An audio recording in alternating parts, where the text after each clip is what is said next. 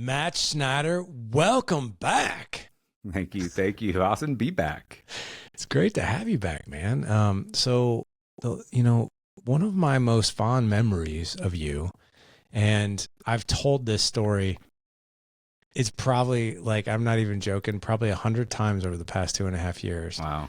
Because people, they ask about rites of passages and that kind of thing. And I was like, yeah, I took Ethan on the Squire. I took Mason on a different one. But I was like, they were like, what was the hardest part? I was like, oh, it's easy. I was like, the hardest part was what I expected before I got there, because I just didn't want to do it. And that's the ice bath. Mm-hmm. I was like, and then there's this really calming voice just whispering in my ear behind my head. And I just suddenly had life breathed back into me. And that I have to admit, I know we talked about this on the first podcast 2.5 years ago. That by far, I remember the Squire, but that is the moment that I remember the most. That's awesome. Yeah. That's awesome. Well, I equally remember it, but for different reasons. And, for me, I could see two things. Thing number one, your son sitting across from you and how he was looking at you, versus how you were experiencing the cold bath, and that he was looking at you as a source of strength, but you were too consumed in the moment with the pain. And I don't even remember really what I said specifically, but I do. I remember as soon as I said it, like you immediately came back to it. And then the connection that you and your son were able to have throughout the rest of the experience, I was like, this is cool. I remember like it was yesterday. I totally do. So yeah, what was happening is the interesting thing is we're a real physical family, 4 boys, we're always doing something active. We're always working out. We just love physicality. Yeah. And I wasn't too concerned about the 15 hours of, stuff that we were going to go through. I was like, I think I can get through it. Okay. And on the way there on the plane ride, my son was like, what are you most nervous about? I was like, the ice bath. There was no hesitation, because to that point, 2.5 years ago, I'd never done an ice bath. And he's like, have you ever done one? I was like, I've never done one. That's why I'm a little nervous about it. And I was like, the second reason I'm most nervous about it is because I don't know how long they're going to have us in there for. Mm-hmm. I had no idea. Yeah. And so I remember it was the middle of the day. We were coming back, and all the dads were there, all the kids were there, and Ray Cashcare, former SEAL, was like, all right, everybody grab bags of ice. And I'm like, oh, time. Yeah. Here we go. And then even Ethan, like my son, he looked at me, he's like, it's time. And I'm like, yeah, it'd be great. So anyway, I remember the thermometer was 31.5 degrees. We had to break the ice to get through it. And I'm like, oh, this is going to be crazy. And I remember getting in that thing, and the first 30 seconds, I was like, oh, it's not that bad. It's not as bad as I thought. And then it just sort of hit me. I was like, how long are we going to be in here for? It's going to be 2 minutes, 5 minutes, 10 minutes, until we pass out. I had no idea. And and then I started getting in my head, and I was just and in my mind, we're sitting face to face with my son in this, I think it was a 6-foot bath or trough. something. Yeah, the horse trough. And I was I suddenly was started to panic a little bit. I was like, man, I don't know how long, I can't feel my feet anymore. I started to kind of panic. I was like, I don't know how long we're going to be in here for. And I just kind of put my head down and I started breathing, but it became shallow. And I was like, oh crap. I was like, I'm really starting to freak out. Yeah. And then all of a sudden, this voice, which is your voice, comes up behind me, and just, you put your hand on my right shoulder, and you said, Larry, I want you to look up and look at your son in the eyes. He's looking at you. Mm-hmm. And, even as I say that, man, it kind of hits me in the heart, because I remember looking up and seeing him. And it was immediately I was brought back to just resilience and out of my own head, really. And I have you to thank for that. I really do. Yeah. Well, thanks, man. That means a lot. I appreciate it. And it was a really cool, very special moment. And, it was, from my lens, it was cool to see, first of all, you two being there, facing your fears. That water certainly is, much colder than even most people do ice baths in. So for those listening that enjoy ice baths, probably in the 40s, high 40s, or that water was cold. And it certainly has a way of shocking the system. But seeing you like recognize immediately, and then going like into that place of strength, it really demonstrates, first of all, we fear what we don't know and understand, right? You didn't know how long you were going to be in there for. But then also too, how we can go into like a different room in our own minds, and sometimes like trap ourselves in a room where we tell ourselves a narrative that isn't helpful. But you can, under many different circumstances, exit that room and get into a much stronger place. And yeah, man, it was a cool thing to be a part of. Yeah, it was, man. And I appreciate you for it. I've appreciated our friendship ever since, and I've truly enjoyed it. That was as I look at just my journey as a father, that was one of those moments. That was a pivotal moment for both me and my son. And I thank you for that. So I appreciate you, man. Yeah, my pleasure. Just to give the audience a little bit of context.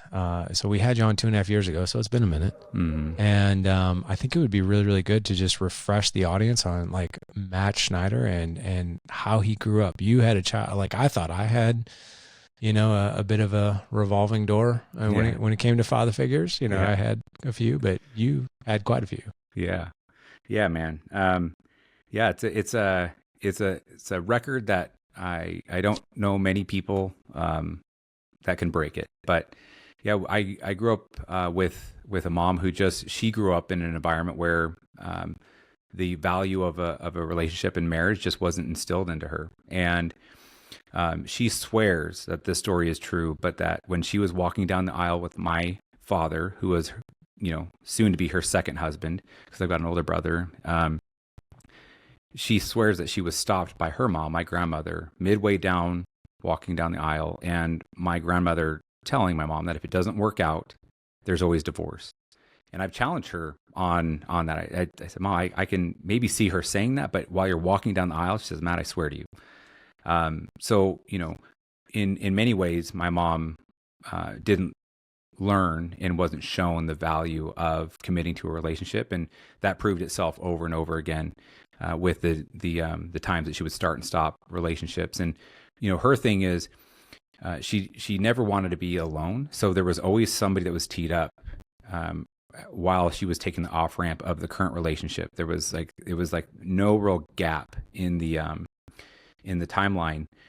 And so, she didn't marry everybody that she brought into the fold, but she married several of them, and, to the degree where she's on her 9th divorce currently.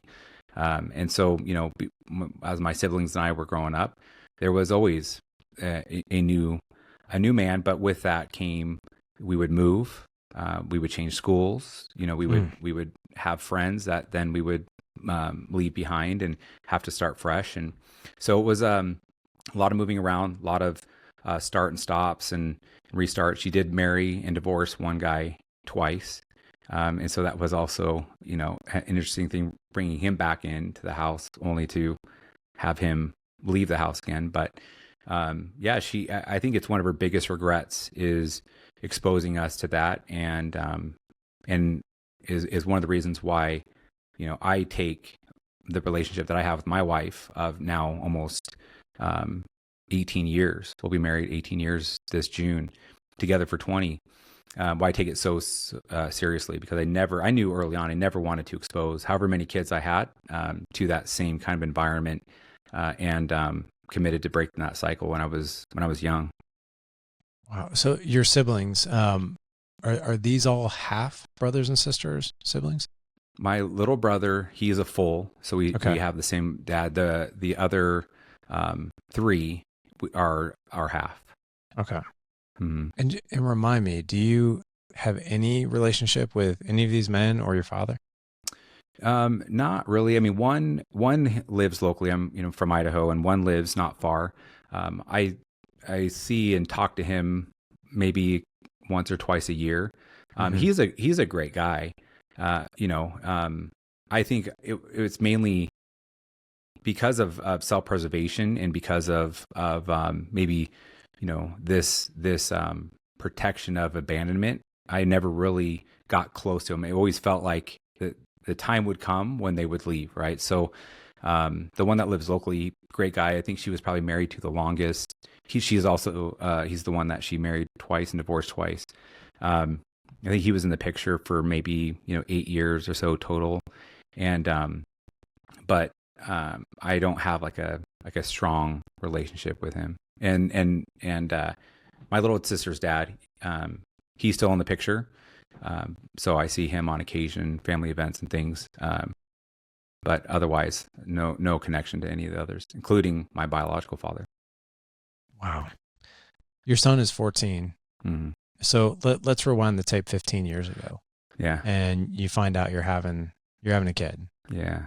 I know just by knowing you that Matt does not get rattled easily, right? In fact, True. It's one of your superpowers that you can stay pretty darn calm in the storm.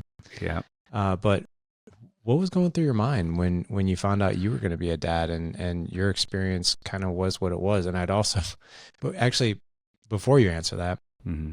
tell the trophy story when you were 12. Yeah. Because I think this will add even a little bit more context to mm-hmm. a man who is 12, or a young man mm-hmm. who's 12, and then into teenage years, and then now a father. Yeah. There's always that time when you're a kid where you don't realize that what your normal isn't actually normal, right? And you just think that whatever's happening in your household is happening in others, and when I realized that our quote unquote normal wasn't in fact normal, was I was in my bedroom with a friend of mine, and I loved playing sports as a kid, and so I had different trophies on the shelf, and I think there was like 5 trophies from different sports I had played, and a few of them had a different last name. For whatever reason, we would just assume the last name of the guy my mom married, and so these trophies represented various marriages, failed marriages that my mom had, and so we're looking at these things, and he's like, "Why do you have different last names on your trophies?" And I'm like, "Well," and I explain to him what's going on, and he's like, yeah. I'm like, "Wait, but are you saying you don't have different last names on your trophies?" He's like, "No, all my trophies have got the same last name."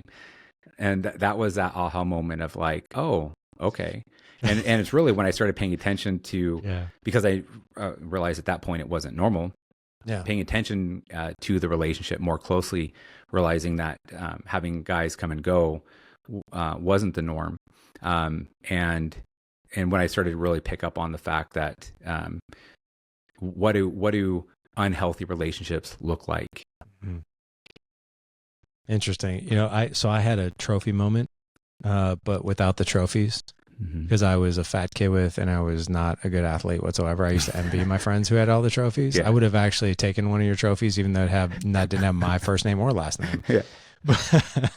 But I had a moment like yours. I was in 2nd grade, and just to add some context, my mom and biological father got divorced when I was, I think, a year, and I of course I remember it. And he was, he left, and that was it. I didn't know him, and I was actually the ring bearer at my mom and stepdad's wedding, and I took his last name because he adopted me, and my dad had signed over parental rights. So I only knew that was the way moms found dads, actually. And the funny thing was, it was actually Mrs. Tilka, my 2nd grade teacher, who, I can't remember, we were making our first communion because I went to a Catholic grade school, and we were talking about sacraments, and they were talking about the sacrament of marriage. And I remember her saying, like, I still remember this to this day. She's like, none of you understand like the marriage thing because you weren't at your parents' marriage. And I was like, I was at mine. And she's like, what? I was like, I was at my parents' wedding. And they're like, and she was like, and at that point, like, divorce wasn't nearly as apparent. Mm-hmm. And she's like, you couldn't have been. I was like, I was like, I have photos, like everything. She's like, okay. And what I realized is no one else in my class had been. So I went home that day, and I'm like, hey, I was like, no one else in my in my class had been to their parents' wedding. Why was I at your wedding? And I'll never forget, my mom looked at me like, oh, we're having this conversation way earlier than I thought. Right. Yeah.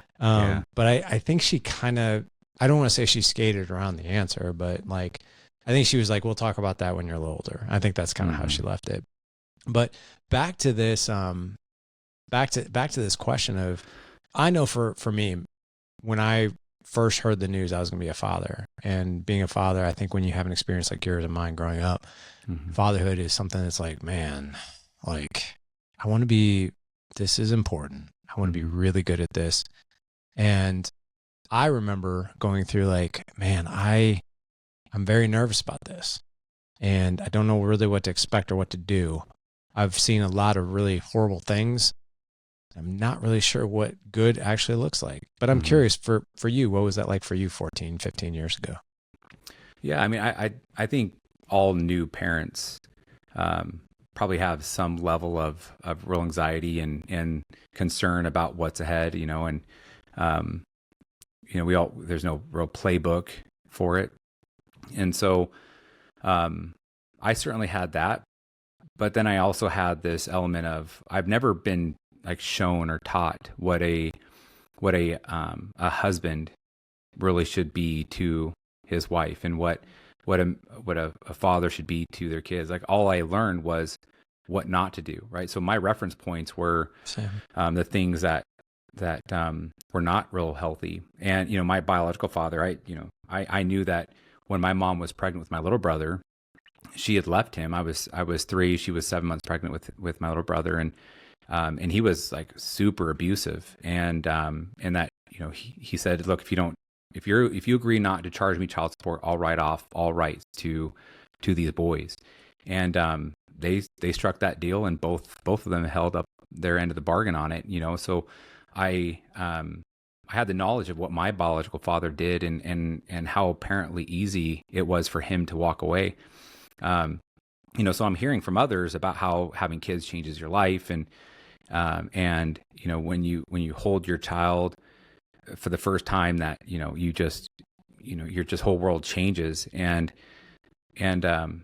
But then I'm reflecting on my circumstance thinking, man, if that could be the case, then, how is it that my own dad was able to really walk away, And so it was an interesting time because I'm absolutely committed to breaking the cycle and doing things very differently. But at the same time, I'm thinking I don't have any real reference points as to what to do and how to ensure that I'm a super great dad and things. And so for a while there, I really just leaned on all the things that I knew weren't healthy and doing the opposite of it.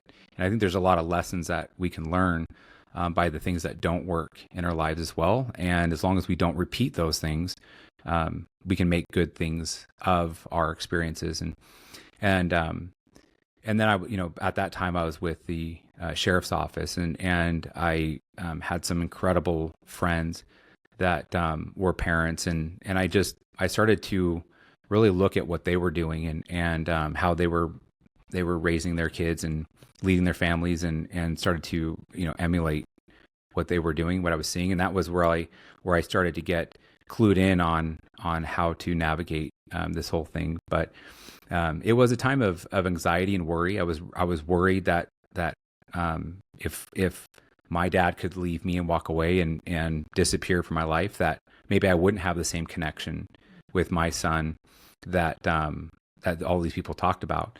And, that it turns out everybody else was right and my dad was wrong, and I still, I cannot imagine. I just simply can't, it doesn't compute for me how he could have done that. It's quite mind boggling, but yeah, it's been through just really looking at what healthy relationships look like and continuing to go down that path of I would call it, somewhat like fatherhood mentorship and others that I can lean in on when I don't have the answers because I don't have the reference points. Yeah. You and I really share in that same thought process. And what I mean by that is I've known, Jessica and I have been married for 21 years this year. And, our oldest is 18, which that blows my mind, man. Like, quickly as I digress here, everyone and their brother tells you that it goes by fast, but they lied because it goes by way faster. Yeah, okay. But, 18, 16, 10, and 8. And I've told my wife this. I've told my boys this. I was like, I've always said there's nothing on this planet that would keep me from you. Ever. I've told my wife, I was like, if you and I by chance didn't work out, and let's just say the divorce was absolutely horrific, I would do everything in my power to spend as much time with these boys if I could. I'd go for 50-50 custody if I could, if that's what I could get. Like, there would be no giving up on that, ever. I would never be like, okay, well, I guess I'm done here. I think there's a part of me, I don't know what it is, man. Like, I honestly feel like there would be like body parts missing on me. Like, that's what it would feel like, or pieces of my absolute soul and heart that could never be filled. Ever.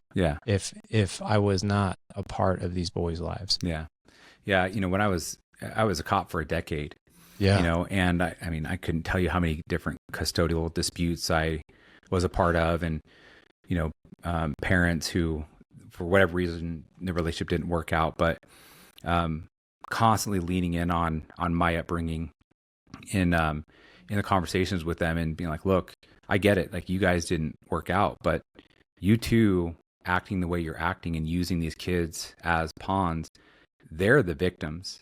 And really taking it almost personally when the parents, because of their own reasoning, they couldn't just be in a place where they could co-parent and let the kids be in a safe environment where both sides refuse to talk negatively about the other. Because, just the same way that for you and I and other parents like us, it would feel like a body part had been chopped off. Even if you did have 50% custody, like that other 50% of the time when you didn't have access, that would also feel like part of you was just missing during that time. And but I would tell these parents, look, you've got to, for their benefit, you've got to not talk negatively about each other. It probably feels that the kids, like, a part of them is missing when they're not with the other side, right? Because both sides, assuming that both are good people and one side's not abusive in some way, that, like, the parents are the superheroes to kids, right? And they want to be just like mom or dad. And man, I would get through to some, but others, it was just so tragic to see how these kids were pulled into the middle of these custodial disputes. And, they didn't have any say in the relationship. They didn't have any say into, coming into this world.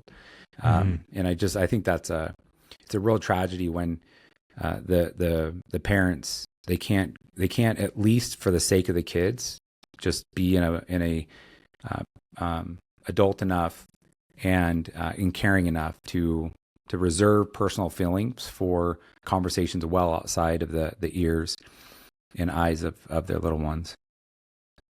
I agree. It's interesting. Like, I remember, like, growing up, and it felt like that from time to time, like with different dudes my mom was married to, and father figures that would kind of come and go, and arguments of, I wouldn't say using me as a pawn, but it was definitely like leverage in a way. It felt like, a way to battle in an argument of some sort. So you and I both come from homes where relationships were just sort of in and out. And there was always, I too grew up in that environment where there was always somebody immediately following the last one that either left or broke up or whatever, right? When I first got married, I remember I was very skittish at marriage because I was just like, oh my God, like, every marriage ends in divorce. Like, why get married? Like, that was kind of like my mentality in my early 20s. Like, why get married? Because everybody ends up in divorce. And so I told myself, I was like, when I get married, man, I want it to be one time, just one time. Like, that's all, like, just one time. And it takes work, but I will say enjoyable work at the same time, but it's also work. And I look at you and your wife and follow you on social media and but I know for a fact, even though you post a lot of really fantastic stuff, that, if you pull behind the curtain, that the audio matches the video, in other words. So, like, what you're posting, I know is true to your life. And marriage to your wife is something that is incredibly important to you. I always see posts about, like, hey, go out on dates, and court each other and date each other and always be curious about each other.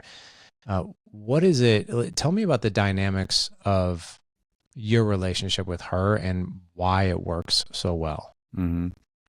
Yeah. Well, excuse me. Everything worthwhile. It takes a tremendous amount of work. It takes a tremendous amount of resiliency and compromise, one of the best books that my wife and I read, and she actually brought it forward to me, is a book called Come As You Are. And that book talks about, how when we talk about opposites attracting and that being one of the things that makes a lot of relationships work, is this book talks about the brake and the gas pedal. And my wife and I, when we were new entrepreneurs back in 2013, we started to have, arguments for the first time. Prior to that, we had been married. We got married in 2006. And so we hadn't argued until we got into business. And it wasn't because of anything other than the lack of financial resources and the stress that put on us, and the ripple effect of all of the risk we had taken and the total lack of reward in it. And I started to see my wife as being somebody that was a brake and like just an anchor in my life. And it was this feeling like, man, every time I try to come with a new idea to do something, she questions it. And so I started taking that ask for forgiveness instead of permission approach, and that's not a recipe for success in a relationship, And so we read this book, and then we got some counseling, and I started to realize, man, if I'm just looking at it all wrong. I have to reframe this whole thing, because nobody in this world cares more about me and my success than she does. And she wasn't being the brake because she didn't want to see me succeed. It was because that she is risk adverse, and she needs to be made to feel safe and secure. And I started to realize, well, if I'm going to be a real head of the household, if I'm really going to be somebody who is a protector and a provider, that's not just security. That's not getting guns and be able to provide simply physical security. I need to provide emotional security and relational security and financial security. And she needs to be, she needs to feel safe. We're building a life together. We're building a family together, and we're building a business together, and everything we're doing, we're building together. And so I reframed it that she's not a brake. She's somebody who needs to understand, and that if I was to be all gas pedal all the time, I would fly off the edge at 100 miles an hour without any kind of brake, right? And for her, she wouldn't go anywhere if she didn't have a gas pedal. And so we realized that we need each other to succeed, and the grass is not greener on the other side the way so many people want to think that it is when things get challenging. The grass is greener where you water it. So we started to water our relationship, and be very intentional about understanding that there's three relationships in everyone, right? There's the relationship that we have with ourselves, the one that they have with themselves, and then the one that we have together. So we also started to pay close attention about what is the relationship that we have with ourselves? Like are we taking care of our physical body? Are we taking care of our mental state, our emotional state? And if we're not, then we're unable to give the best parts of ourselves to the other side. And so we gave each other permission to do what we needed to do to make sure that we were healthy and whole. And we've just leaned into that throughout our relationship. And I'll tell you that there's a lot of people out there where they love their other side, they love their spouse, but when you ask them if they like the other side, they'll pause. And that's dangerous, right? So you have to, in a healthy and successful relationship, you have to both like the person and you have to love the person. And Chris and I, we love each other and we like each other. This morning, our alarm's going off at 4:30 in the morning and we're getting up. We share a cup of coffee. We do our morning routine stuff. And then this morning we're at the gym by 6 in the morning. We're working out together. And our routine is the same. We get up, we're either at the gym by 6 or we're at jujitsu by 6. And we found all kinds of various hobbies and things that we really enjoy doing together. And we enjoy them for ourselves. So it doesn't feel like a chore that we're doing.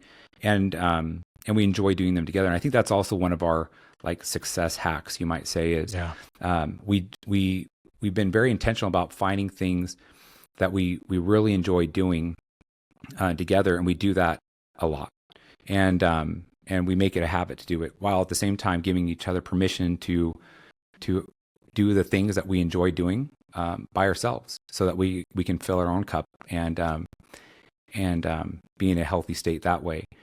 And man, that has made our relationship so strong that when those times come where we have a disagreement, we have an argument, and we have those moments, it never translates into anything bigger than that. And we're able to move past it. And that's something that I wasn't taught.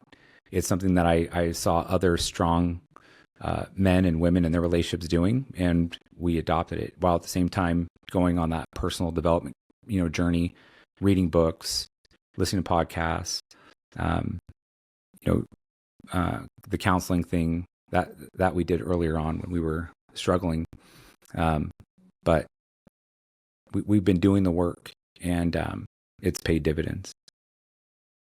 I love that, man. I want to pull out one big thing that you were talking about, and that is doing things together that you both enjoy, that common ground, right? And I think that really boils down to one word, and that is friendship, right?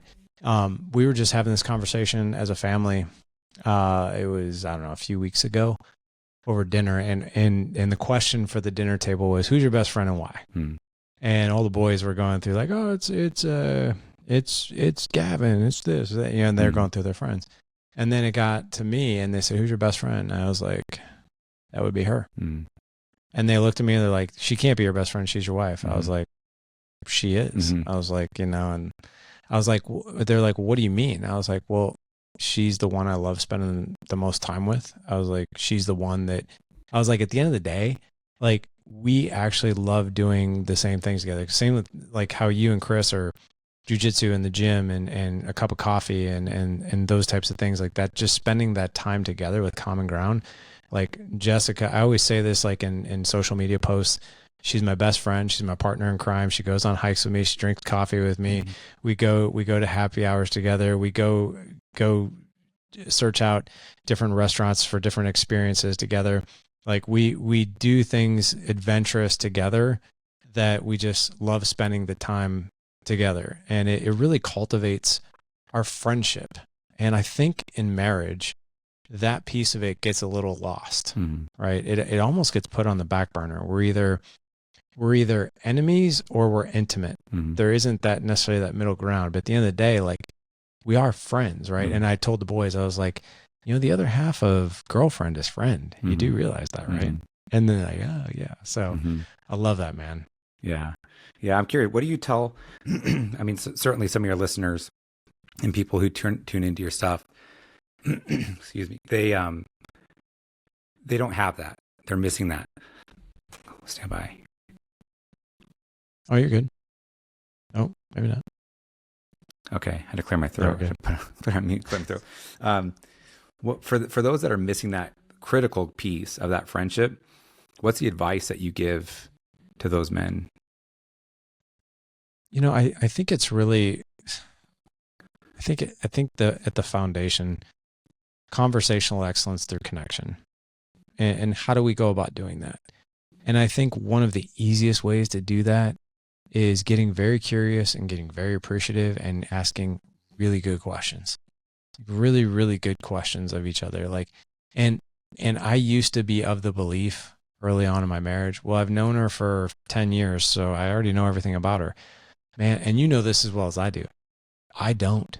Mm-hmm. Like, I'm always pleasantly surprised, right? Like, Mm-hmm. and, if you really think about that, I had a really good therapist, Mm-hmm. right? Same as you, years and years ago. Like, we were going through marriage counseling, and he was talking about like dating and asking questions. I was like, well, I already know everything about her. He's like, yeah. No, you don't. He's like, let me ask you this, Larry. He goes, I think at the time I don't know, probably like 10 years ago, I was 38. And he was like, are you the same at 38 than you were at 28? I was like, oh my God, no. Mm-hmm. He's like, okay. He's like, were you the same person at 28 that you were at 18? I was like, well, maybe sometimes.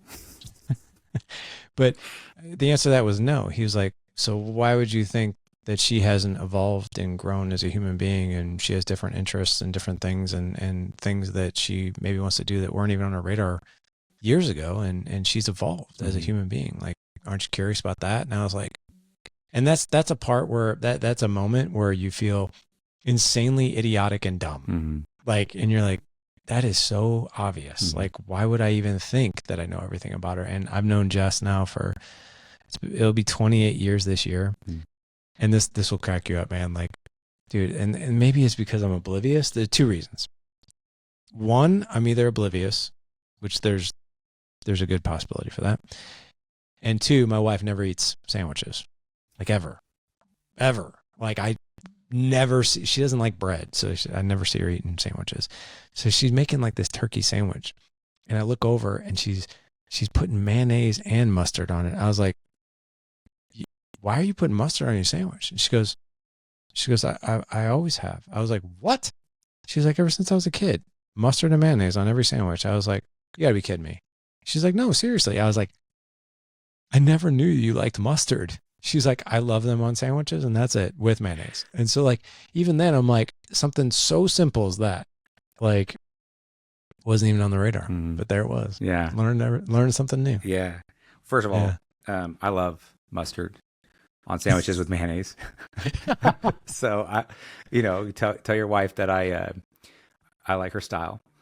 My wife and I, about a year ago, we took an Enneagram, and it's like a personality assessment. And I actually, at that time, I thought I knew her, because even though I'm 42 now, so 41, been together for almost 20 years at that time.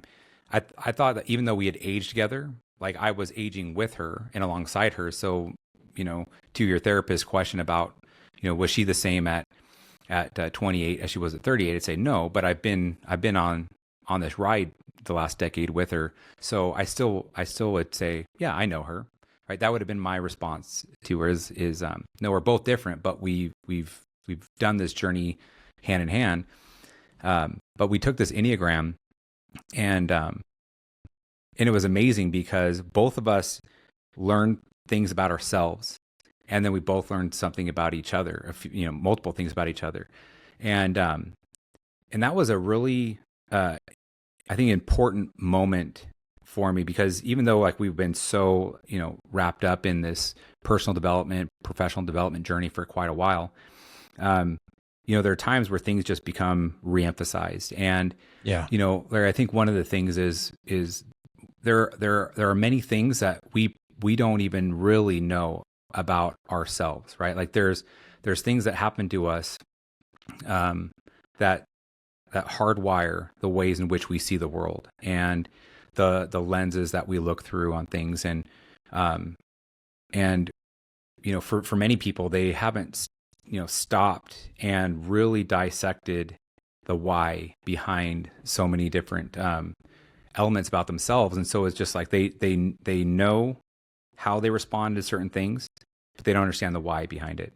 And in other cases, they're like completely oblivious. And this is what the Enneagram provided for both of us is I did not think I would learn anything about myself. I've been with myself for, at that time, over 40 years I'd been with myself. I thought I knew myself, but I'm like, holy shit, that's why I'm there's three, I forget, there's like three prongs, like things that we protect. And, and, you know, parts of me were always like, I don't care about what people think about me. You know, it's only the people that I care about that I really worry about what they think. But then this Enneagram, you know, highlighted that I'm protecting, like one of the things I'm afraid of is failing, and what it would mean to me for others, whether, you know, I have a relationship with or not, to perceive that I'm a failure. And that is a big part in which I navigate the world and make decisions and things. So, you know, I think in many cases, the challenge that people have in their relationships is they don't know themselves to the degree that they think they do.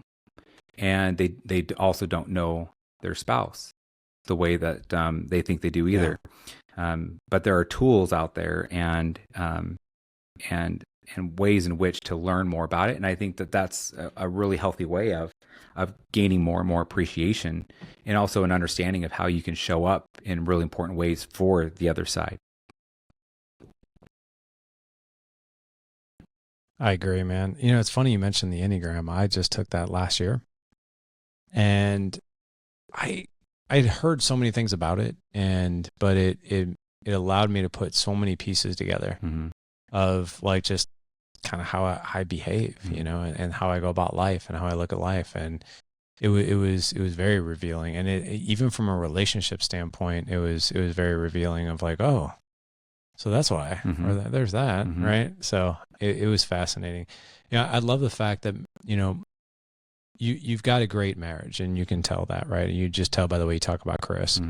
I think that's such a blessing to your son to be able to see that. Yeah. That's one of the things that Jessica and I talk about all the time, is that, you know, and this is something I've said on the podcast so many times, is that, you know, if you don't prioritize your marriage, like, it's bigger than you and your wife, because your kids have a front row seat to whatever it is that you are emulating in front of them. And I'm not saying your relationship has to be sunshine and rainbows. Right. Like, I actually like the fact when Jessica and I disagree, and we have rules and boundaries of how we disagree in front of the kids. Like, we're always respectful, and we never call names, we never raise our voices. But I actually want the kids to see us disagree and go through conflict resolution, because, you know, you can speak to somebody without screaming. You can speak to somebody without calling them names. You can actually come to a compromise, and you can give a little and get a little, or sometimes you have to give a lot, and sometimes you get a lot. It just depends, right? But you also have this amazing opportunity, you know, to show your kids, this is how you love a woman. This is how a woman respects a man. This is how a woman loves a man. This is how a man loves and respects a woman, right? And it's really, really important, I think, for kids to, as they grow up and evolve and have functional relationships of their own.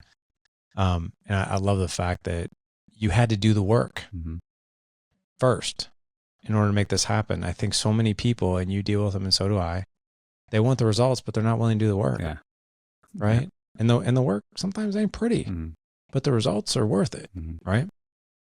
Yeah. Yeah. Yeah. Yeah, man. I mean, like, it's worth fighting for.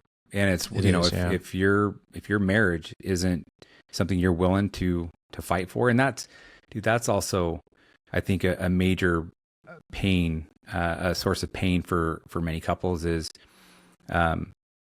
you know, they see the other side battling for business and battling for clients and battling for, you know, they're going to war to make, you know, so many other things work, but they don't go to battle for the relationship and fight for it as if it's like truly like one of the most important things on the planet. And look, you know, it's you know, we get to all choose our own path. And at the end of the day, like, we all forever maintain the power and the control to change our circumstances. And, you know, I decided as a youngster that I was going to break the cycle well before I ever knew what, you know, it actually was going to take to be in a healthy marriage.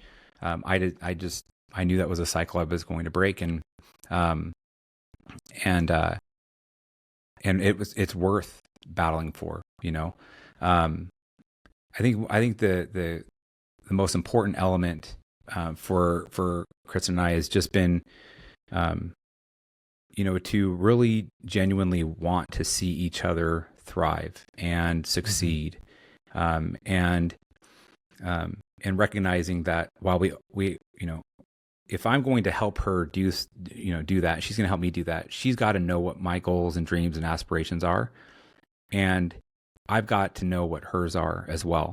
It's interesting how many times, I'll talk to people and they're struggling in their relationship, and I'll ask them that question around, well, tell me what their true dreams and goals and aspirations are. And they don't really know.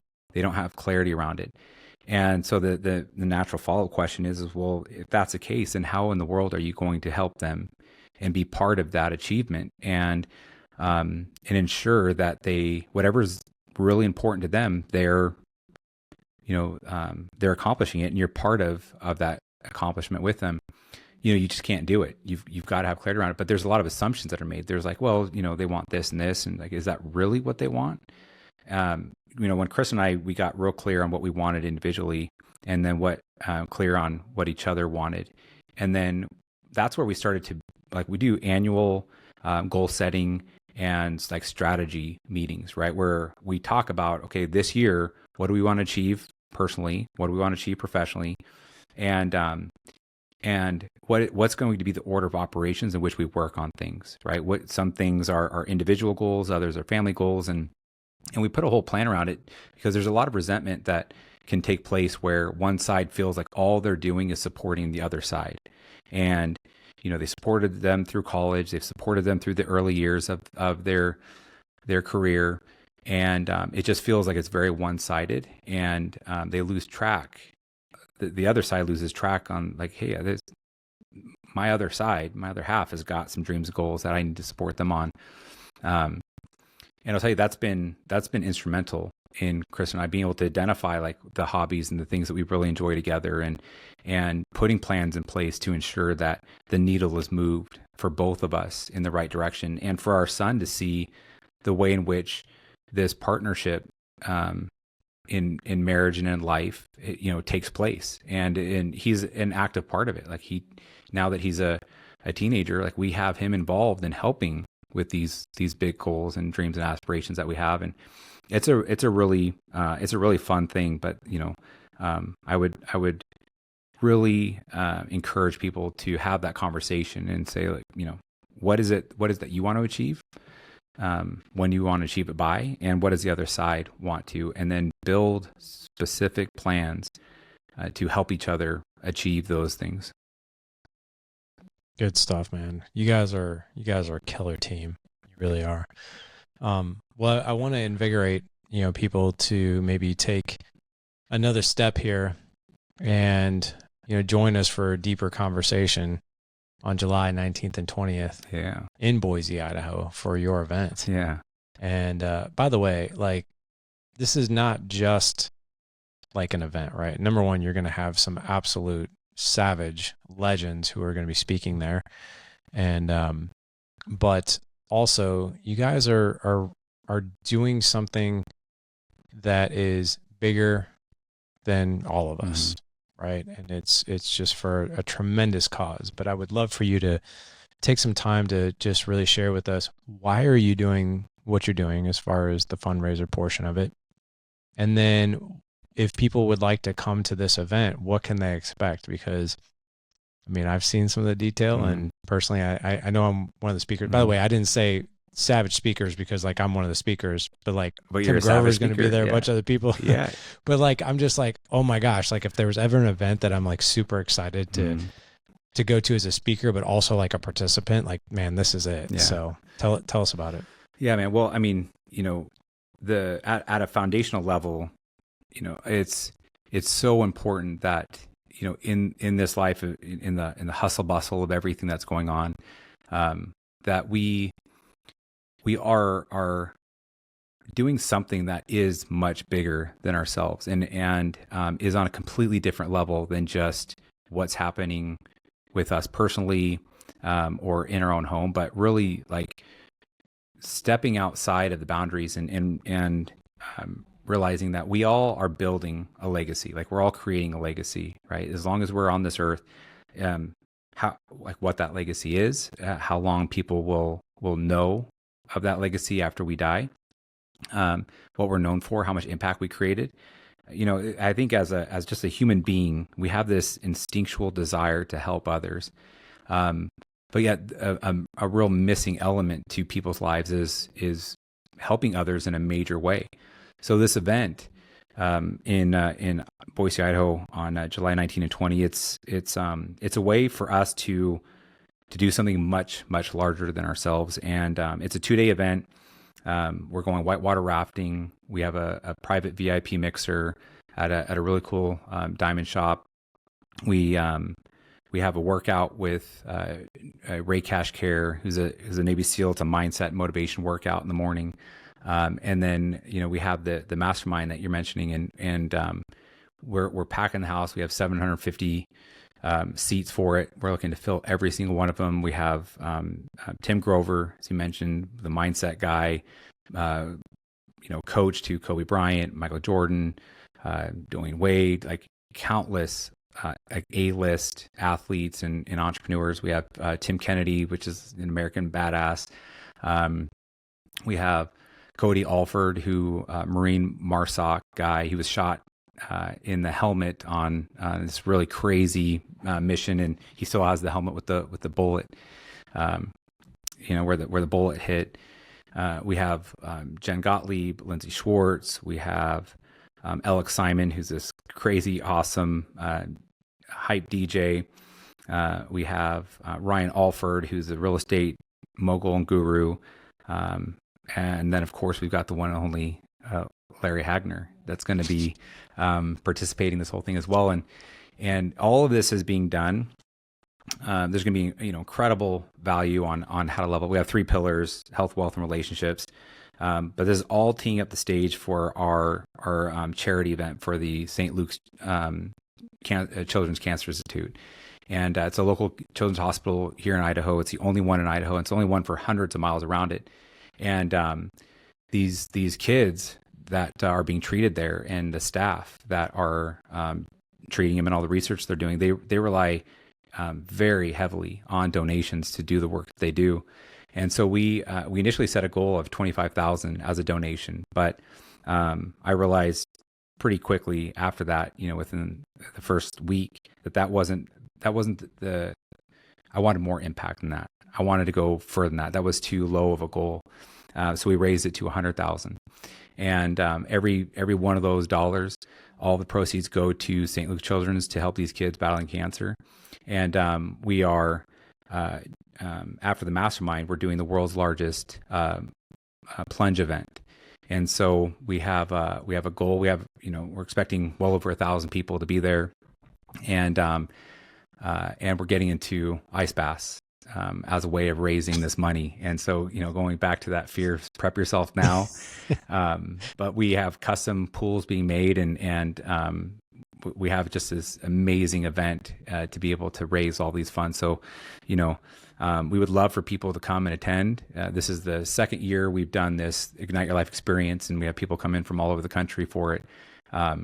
But it's an amazing opportunity to be part of something much, much larger than ourselves. And, whether somebody can be in attendance, or it's also being offered virtually. It's a way to know that you're getting involved in something that's helping these kids receive the treatment that they need. And, you talk about that, like that feel good feeling, and knowing that, your energy and effort and donations and ticket sales and all that stuff is really making generational impact. That's the intent behind the whole thing. And so we're super, super pumped about it. I really hope, and to some degree fully expect, that we're going to blow past that 100,000, because there's just so much support around it and reason to give. But it's a 501c3 as well. So for anybody that was looking for a tax break, feel free to make a larger donation, and we'll make sure we give you that form. But that's July 19-20 in Boise. It's called the Ignite Your Life Experience. Well, I cannot wait for it personally. And what I'll tell you, Matt, is this is extremely generous that you're doing this. I think children's cancer it's one of those things that you really don't understand it unless you've been impacted by it, or unless you have had a family member impacted by it or a friend impacted by it, and you see it firsthand of how insanely devastating, that is. I had a client, he's still a client, but when he came and started doing life with us back in, and I think it was like 2017, maybe 2018. And I'll never forget getting on a Zoom call with him for the first time and meeting him. And he told me why he wanted to join, and his 14-year-old daughter only had 6 months to live. And I was like, I'm sorry, what? And it turns out she had a very rare cancer in her spine, and they really couldn't do much about it. So like literally our community walked with him through that whole process. But the impact of that, obviously, like when you think of a child's cancer, you immediately start thinking of the child. But what you don't think about is the siblings. You don't think about the grandparents. You don't think about, you think about the parents if you are a parent. But actually seeing a family walk through that, I don't know if I've ever experienced such pain of as a dad, as a provider, as a leader, as a protector, right? To my friend and client Mark, watching as you just didn't have control over anything, right? No matter what you did, you couldn't make her better. No matter what you did, you couldn't comfort your wife the best way you knew how, and you couldn't take the pain away from her brother and sister. And it's horrific. It really, really is. So I'm so pleased to see that this is what you're doing. It's so cool, man. Yeah. It really, really is. Thanks, dude. Thank you. Yeah. Yeah. We talk about like what it would be like to have a missing limb or something, if we couldn't be with our kids, but this is, as you mentioned, like to be somebody who loves and cherishes like these kids and seeing it happen is just like, it's truly like unimaginable, I think, to people. But if you take a moment to think about, what that might be like it's devastating to even think about. Right. And we've had the amazing good fortune to work closely with St. Luke's and their team. And they're just over the top excited about this. And, but when you actually see it, and we'll have members of their team at the event, we'll have survivors of cancer and these kids and their parents at the event to be able to, showcase the work that's being done at St. Luke's. It's, man, this is one of those opportunities for people to be involved in something much larger than themselves and know the level of impact that they're able to have. That's so awesome, man. So they can find that at ignitionmastermind.com, correct? Yep, that's it. Outstanding. Yeah, dude. Listen, guys, I'll tell you what. I would love to see you there. I would really, really love to see you there. And you don't have to come and watch me speak. Come and watch Tim Grover and Tim Kennedy and all these other like legends speak, right? And even if you find it in your heart, to donate to this incredible cause that Matt is leading up here, we'll have actually, Matt, let me ask you, if people can't make the event but they still want to donate, what is the best link for that? Yeah, so that's also on that website. It's also there. So there's the virtual tickets that people can buy to still be able to learn from the best, and then worst case scenario, and it's whatever denomination they want to give. That's all on the website. Outstanding. And 100% of those proceeds go directly to the charity. It's amazing, man. That is amazing. So gentlemen, not to worry. We're going to have all the links in the show notes for you. Just go to thedadedge.com/474 for this show. You'll be able to connect with Matt. We'll have his social media handles in there. We'll also have the link for the event as well, and a way for you to contribute if you feel it in your heart and you would like to contribute. And if you're going to be there, I would love to see you there as a part of our community and as part of our audience. Matt, thank you so much for coming on today. You gave us gems out of this world, as far as how you grew up, the things you had to go through, the importance of being a dad, being that good example with you and Chris, for your son, and also being a dad, having a past and a childhood that's chaotic. That doesn't mean that we have to repeat that. Yeah. We can be the pattern breakers, and you have been a shining example of that. So thanks for coming on and sharing your wisdom with us and your experience with us, man. Yeah, no, absolute pleasure. Thanks so much for having me. You bet. Gentlemen, like I said, head on over to dadedge.com/474 for this show. You can connect with Matt.